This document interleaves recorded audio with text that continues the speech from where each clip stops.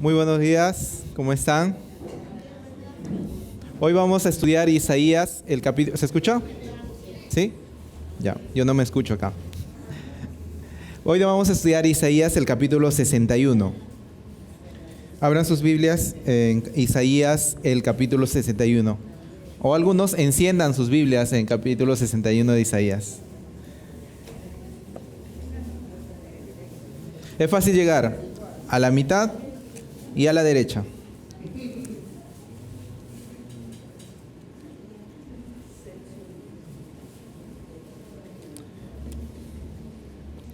Isaías, el capítulo 61. Vamos a orar. Señor, te damos gracias por tu palabra. Gracias, Señor, porque tú has sido fiel y mantienes hasta el día de hoy, Señor, tu palabra invariable, tu palabra firme, Señor. Tú sigues siendo constante, tú sigues amándonos, sigues teniendo cuidado de nosotros, sigues dándonos la luz, los alimentos, el sol, todo lo que necesitamos, Señor, para poder vivir y poder acercarnos a ti, Señor.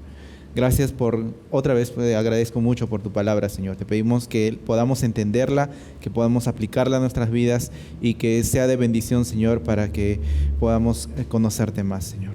En Cristo Jesús, amén. Isaías, el capítulo 61. Isaías, el capítulo 61, dice: El Espíritu de Dios, el Señor, está sobre mí. Sí, el Señor me ha ungido y me ha enviado a proclamar buenas noticias a los afligidos, a vendar a los quebrantados de corazón, a anunciar libertad a los cautivos y liberación a los prisioneros, a proclamar el año de la buena voluntad del Señor.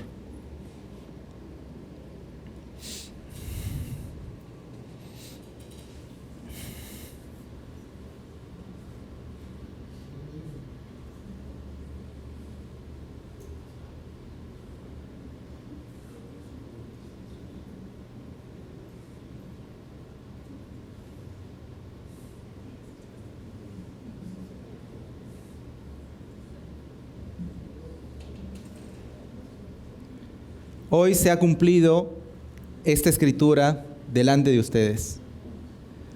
Eso fue lo que hizo Jesús al leer Isaías, el capítulo 61, en una sinagoga de los judíos.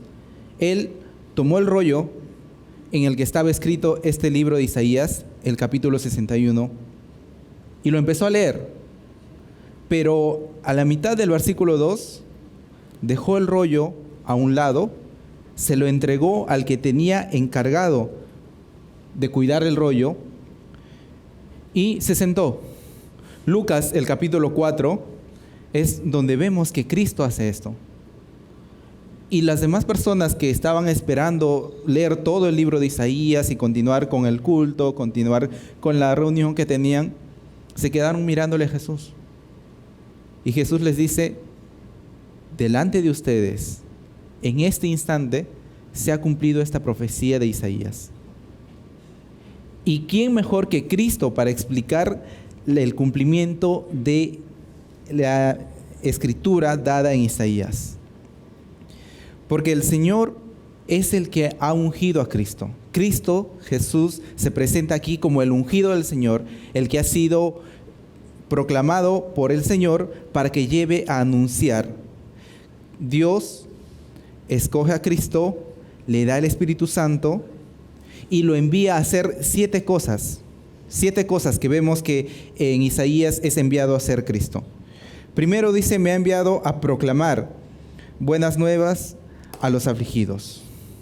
Ha enviado a vendar a los quebrantados de corazón. Ha enviado a anunciar libertad a los cautivos, liberación a los prisioneros y a proclamar el año de la buena voluntad del Señor. También le envió a proclamar el día de la venganza de nuestro Dios. Pero Cristo, en su primera venida, Él explica que ha venido hasta este momento. Los profetas, cada vez que hablaban de lo que Dios les decía, ellos hablaban y escribían de todo lo que Dios le había enviado a Cristo. Sin embargo, vemos aquí que Cristo en su primera venida viene a anunciar este tiempo de gracia, este tiempo donde Dios tiene una buena voluntad para con todas las personas, este tiempo de perdón, de reconciliación con el Señor. Juan el Bautista, que fue uno de los profetas que estudió y que vio las profecías, también es el que vio a Cristo cuando él recibió el Espíritu Santo en forma de paloma. Él, Juan el Bautista, escuchó también la voz de Dios que decía: este es mi Hijo amado, escúchenlo a él, en él tengo complacencia. Juan el Bautista también vio que cuando Cristo venía, él les dijo a los que estaban escuchándoles: yo no soy digno de atar el calzado que él lleva puesto. Juan el Bautista dijo de Cristo también que él era el Cordero de Dios que venía a quitar del mundo. Pero en este momento, en Mateo 11, Juan el Bautista se encuentra encarcelado. Y Juan, que conocía que Cristo había venido a salvar el mundo, también conocía la profecía que decía que Cristo iba a venir a restaurar a Israel, que venía también a poner a Israel en primer lugar, que iba a darles el poder. Y es ahí cuando Juan el Bautista envía a 2 de sus discípulos a preguntarle a Cristo si es que era él. La pregunta que él mandó hacer es: ¿eres tú aquel que había de venir o esperamos a otro? Esto era algo de discusión entre los judíos, que tal vez iba a haber 2 Mesías, porque las profecías acerca de Cristo, del Mesías, dicen que él iba a venir a perdonar a los que estaban mal, a perdonar a los malvados, que él iba a venir a poner restauración. Pero también en la misma profecía que habla de perdón, habla también de que venía a castigar, que venía con una mano dura a castigar y a poner justicia. Entonces, algunos judíos pensaban e interpretaban esas profecías como que iba a haber 2 Mesías. Y hay algunos en ese tiempo también que interpretaban que iba a haber hasta 3 Mesías, porque la profecía acerca de Cristo, del Mesías, dice que él iba a nacer en Belén, pero iba a ser llamado Nazareno.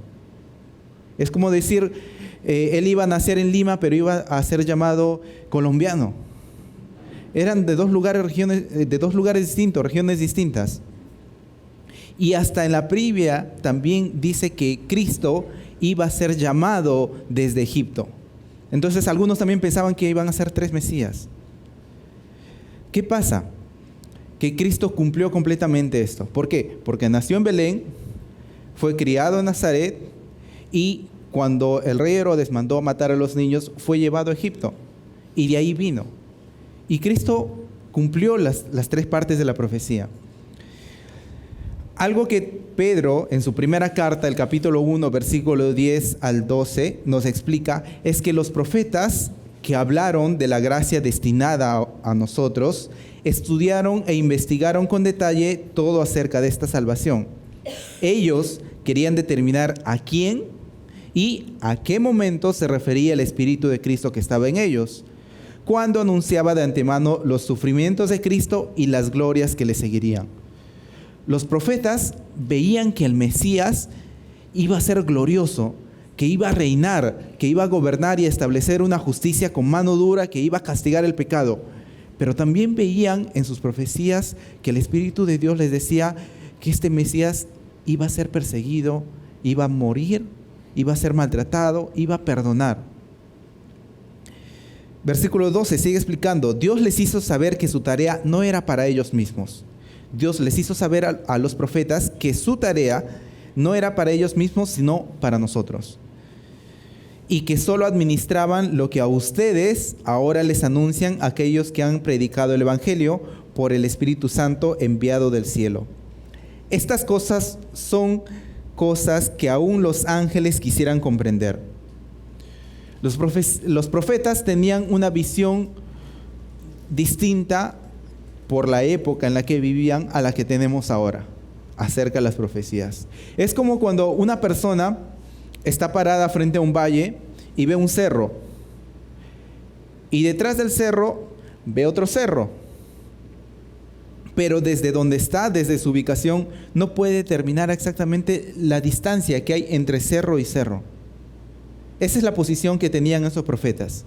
La posición que tenemos ahora es que vemos que Cristo vino en su primera parte a cumplir la parte en la que él anunciaba la gracia de Dios, y estamos por entrar a la siguiente parte, cuando Cristo venga por segunda vez a establecer su reino y a poner mano dura a castigar el pecado y la maldad. Y esa es la visión que tenemos actualmente. Y cuando Juan el Bautista envía a estos dos de sus discípulos a preguntarle, ¿eres tú o también hay otro?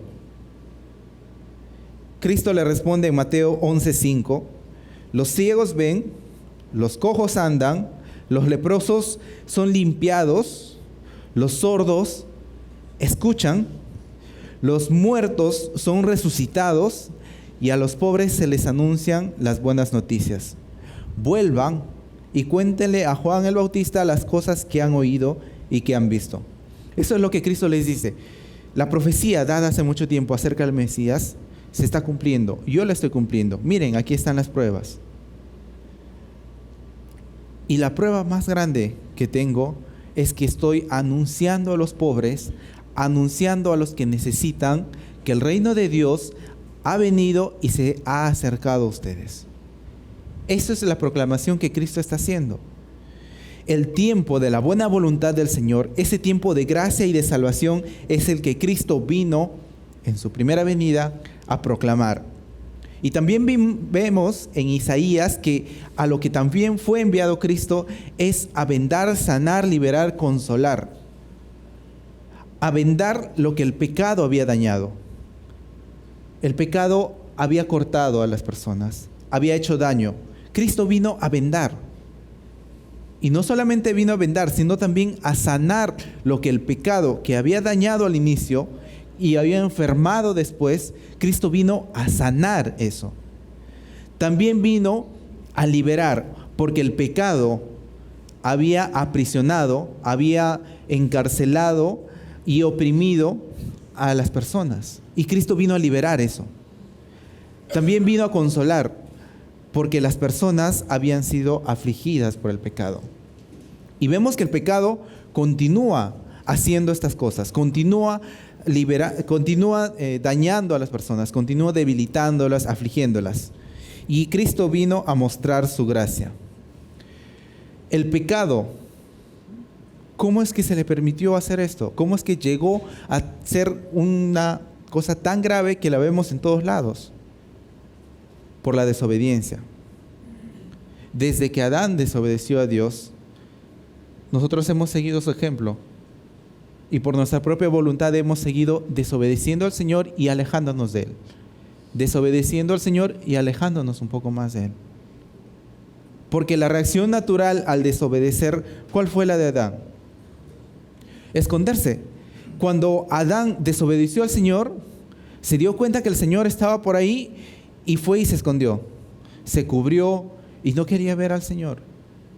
Y no fue Dios el que le dijo apártate, sino que Él fue el que dio el primer paso de apartarse de Dios. El primer paso de desobedecer a Dios. El pecado consiste en fallar al objetivo que Dios nos ha dado. Errar.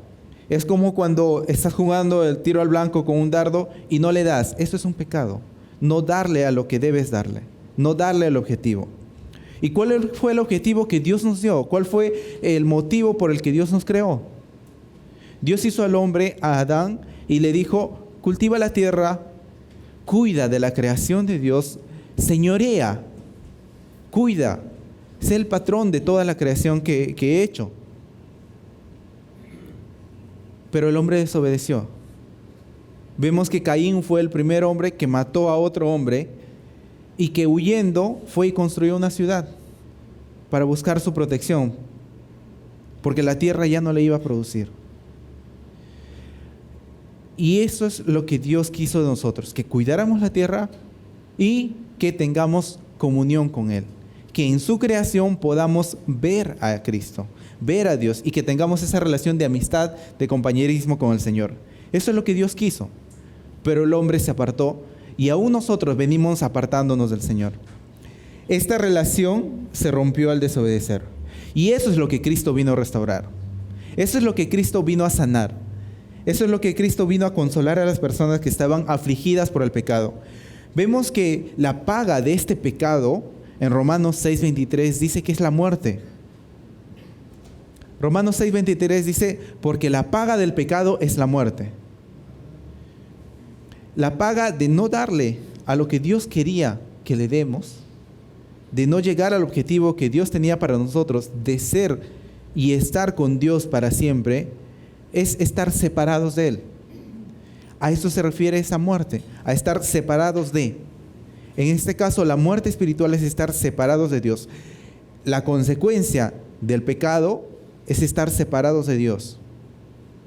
Pero ahí mismo, el versículo 23 dice que la dádiva, el regalo que Dios nos da, es la vida eterna en Cristo Jesús. Y eso lo vemos porque en Juan 3:16 dice que Dios nos ama tanto que no quiere que nos separemos de Él. Y aunque la paga del pecado sea la muerte, Dios quiere restaurarnos de nuevo. En el versículo 18 de Juan 3 explica que para que podamos retomar esta relación con Dios, es necesario que nosotros creamos en que Cristo, el único Hijo de Dios, que fue enviado al mundo para morir por nuestros pecados, para que Él sea el separado, para que Él sea muerto, y que nosotros tomemos esa muerte para nosotros. Nosotros hemos llegado aquí a vivir y tener este cuerpo, estas manitos, los ojitos de nuestros padres. Hemos nacido de nuestra mamá y de nuestro papá. Y así nuestra carne física se remonta hasta Adán.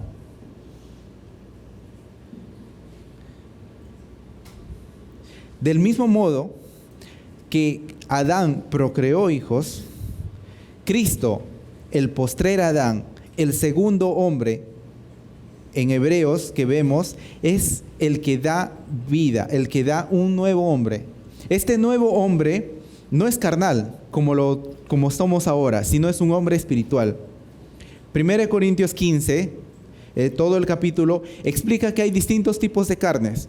Hay un tipo de carne de pescado, hay un tipo de carne animal, otro tipo de carne física vegetal, pero también explica que hay un tipo de hombre espiritual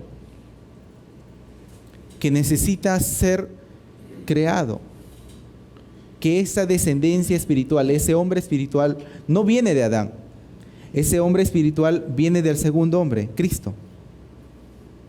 Por eso cuando Nicodemo le pregunta a Jesús, le dice a Jesús en Juan capítulo 3, Jesús, tú eres muy bueno, sabemos que tú eres el enviado de Dios, lo reconoce como el que había sido enviado por Dios por los milagros que él hacía.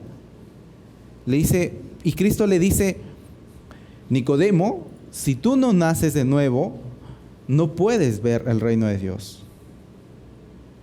Y Nicodemo, ¿qué le dice? Que es necesario que entre al vientre de mi mamá y salga de nuevo. Y Jesucristo le explica que para que tenga un nacimiento espiritual, el nacimiento de este nuevo hombre que es distinto, es necesario que crea en Él y que lo confiese delante de los hombres. Y eso es algo que nosotros necesitamos hacer para que este hombre espiritual nazca en cada uno de nosotros.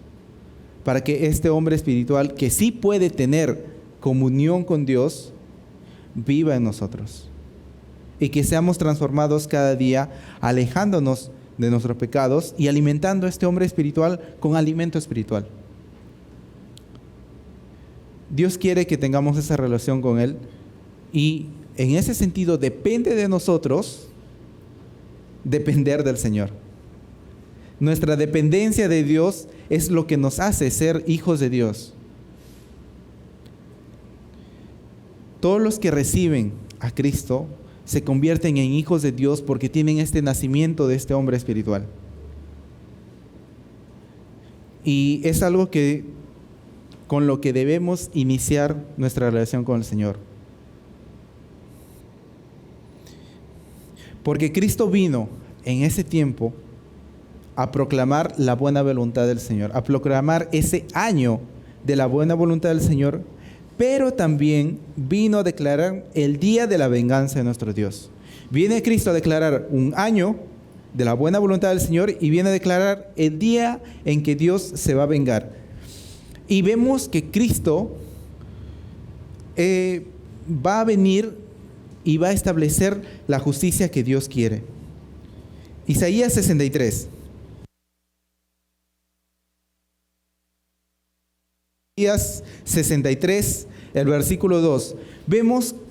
Aquí vemos cuando Cristo viene en su segunda venida. Dentro de 2 semanas lo vamos a tocar, pero es muy importante para ver que Cristo en su primera venida vino a consolar, y en esta segunda venida viene y le dicen: Cristo, ¿cómo es que tu vestido es rojo? Cuando Cristo murió y ascendió al cielo, Juan, el discípulo de Cristo, lo vio y lo describe en Apocalipsis como un hombre resplandeciente, con vestiduras blancas. Y en Isaías 63:2 ven y le dicen: ¿cómo? Tu vestido está rojo. Parece que estuviste pisando uvas en la vendimia de Ica, con tu vestido blanco, está todo rojo, manchado. Bueno, en el lagar, estuviste en un lagar, estuviste ahí haciendo uvas, pisando las uvas. Y el versículo 3, Cristo responde: yo solo he pisado las uvas del lagar de los pueblos, ninguno de ellos estaba conmigo. En mi enojo aplasté esas uvas, en mi furor las pisoteé, y su sangre me salpicó la ropa y me manché las vestiduras. Vemos que Cristo aquí, en su segunda venida, viene a establecer la justicia que tanto anhelamos, a castigar el pecado. Viene también a consolar a todos los que están tristes. Y el versículo 3 de Isaías 61 dice que viene también a alegrar a los afligidos de Sión. Viene a ponerles una diadema, una corona de belleza, en lugar de ceniza, en lugar de esa corona fúnebre que tenían los judíos. Viene a poner un perfume de gozo en lugar de tristeza, un manto de alegría en lugar de un espíritu angustiado. Y serán llamados robles de justicia, plantados por el Señor para gloria suya. Cristo en su segunda venida vemos que va a restaurar a la nación de Israel. Y continúa diciéndolo en el versículo 4 de Isaías 61. Las ruinas antiguas serán reconstruidas, los asolamientos de antaño serán levantados, las ciudades en ruinas serán reparadas junto con los escombros de tiempos pasados. Vemos aquí la restauración, la reconstrucción de Israel. Y aunque actualmente hemos visto cómo la nación de Israel, luego de más de 1500 años de estar sin un lugar físico donde vivir, sin un territorio propio, esta nación de Israel logró tener su territorio en 1948. Y esa es una restauración parcial, pero cuando venga Cristo a reinar, cuando venga Cristo a establecer su reino, va a haber una restauración completa de Israel. Y eso es lo que vemos aquí. Y lo que va a pasar también con Israel es que, versículo 5, los extranjeros cuidarán de las ovejas de ustedes y les servirán en sus campos y en sus viñas. Va a haber una prosperidad real y abundante de Israel. Y ellos serán llamados sacerdotes del Señor. El versículo 6 nos sigue explicando que el pueblo de Israel va a ser llamado sacerdote del Señor y ministros de nuestro Dios. Comerán lo mejor de las naciones y se pavonearán con sus riquezas. Dios está explicando aquí que cuando Él venga a reinar, va a poner a las personas a hacer las cosas prácticas, a las personas que no son judías. Y a los israelitas, a los judíos, van a tener esta relación especial con Dios y van a ser llamados sacerdotes. Ellos van a ministrar y van a cumplir con lo que Dios les había dado en Éxodo 19:6. Dios, desde que eligió al pueblo de Israel, lo eligió para que sean representantes de Dios. Los eligió como robles plantados para la gloria de Dios, no para la gloria de ellos, no para su propio beneficio, no para que los judíos sean los reconocidos, sino para que Dios sea glorificado en lo que Dios hace en ellos. Primero eligió a todo Israel como sacerdotes, Éxodo 19:6. En Números vemos que elige también después a la tribu de Leví. Y de la tribu de Leví elige solamente a los descendientes de Aarón. ¿Por qué? Porque el pueblo de Israel falló al adorar a un becerro de oro, y solamente fue la tribu de Leví la que se mantuvo sin adorar. Y de la tribu de Leví solamente fueron los descendientes de Aarón que mantuvieron esta pureza delante del Señor. ¿Qué van a recibir? En lugar de vergüenza recibirán doble herencia. Versículo 7. En lugar de deshonra se alegrarán de lo que recibirán, porque en sus tierras recibirán doble honra y gozarán de perpetua alegría. Cuando cumplan a lo que fueron llamados, cuando realmente obedezcan a lo que fueron llamados, van a tener ese gozo eternamente. Y es algo que también Dios hace con nosotros, los que creemos en Él, los que confiamos en Él, los que somos llamados hijos de Dios. Dios también nos toma para sí y nos hace también sacerdotes y representantes de Él, representantes espirituales de Dios. Y vemos que también nosotros vamos a reinar con Cristo. En Apocalipsis lo dice el capítulo 21, que reinaremos junto con Cristo y que ellos serán los sacerdotes también. Yo, el Señor, versículo 8, dice: amo la justicia y aborrezco el robo y la maldad. Así que afirmaré en verdad sus obras y haré con ellos un pacto eterno. Los israelitas han desobedecido. Dios quiere que ellos realmente cumplan lo que debe ser. Y este pacto eterno que Dios tiene con ellos, ya lo estudiamos hace algunas semanas en Isaías, el capítulo 55. Les animo a repasarlo, a verlo en YouTube si desean también. ¿Cómo es que Dios hace este pacto y a qué se refiere este pacto eterno que Dios tiene con el pueblo de Israel y que también nos alcanza a nosotros? Porque Israel cumplía con las órdenes que Dios le había dado, pero Israel las cumplía de una forma externa, de una forma ritual. Las cumplía en la forma, pero en el fondo su actitud y su corazón estaban lejos de Dios, y ellos necesitaban este pacto eterno. Y así como ellos, que supuestamente estaban más cerca de Dios, cumpliendo todo lo que Dios les había dado, con mucha más razón nosotros necesitamos de este pacto eterno que Dios tiene para con los hombres, para con los que se someten a este pacto eterno. Porque este pacto eterno no depende ya de nuestra fidelidad, no depende de lo que nosotros hagamos, sino depende de lo que Él hizo y de que nosotros nos acojamos a este beneficio. Y esto va a cambiar. Dios va a hacer que cambie esta situación de las personas haciendo de una forma externa, de los israelitas solamente haciendo rituales. Eso va a cambiar, porque hará que sus hijos, versículo 9, Isaías 63, hará que los hijos de Israel y sus descendientes sean conocidos entre las naciones, y que en medio de los pueblos todos los que los vean reconocerán que son el linaje de bendito del Señor. Lo que hace Dios con el pueblo de Israel al ponerlos en este lugar de honra, lo que hace Dios al ponerlos como los que van a tener abundante riqueza, al ponerlos como jefes de las demás personas, es para que reconozcan que son el linaje bendito del Señor. Dios hará todo esto, pero lo hará para su gloria. Porque el pueblo de Israel, que fue perseguido, que sobrevivió al holocausto nazi, que sobrevivió a los romanos, que sobrevivió a los babilonios, sobrevivió a los egipcios, sobrevivió a los sirios, sobrevivió a los medopersas, y que sigue sobreviviendo aún ahora en medio de los árabes, ese pueblo tan pequeño va a ser el que gobierna en toda la tierra.